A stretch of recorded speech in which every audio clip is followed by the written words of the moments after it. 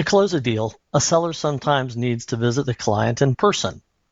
Using the customized sales support Copilot, Allie asks for approval to visit an important customer. Copilot submits the request, and Allie's manager receives an approval request in Microsoft Teams and approves it. And a few moments after the approval is made, Allie receives a notification in Copilot. I've turned tracing on so we can see how this Copilot worked.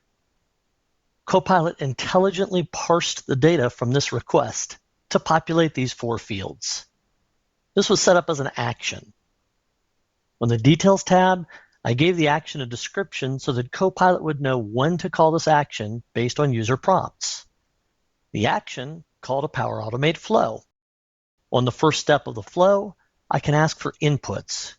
Here's where I ask for the client name, travel start and end dates, and travel budget.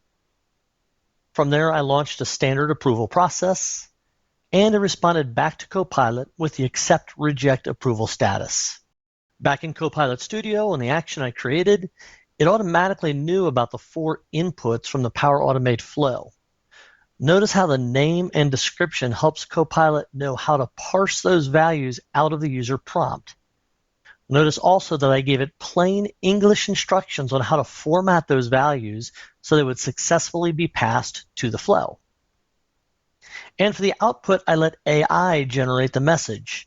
So it took the raw accept-reject status from the flow and passed it back to the user in a well-written format.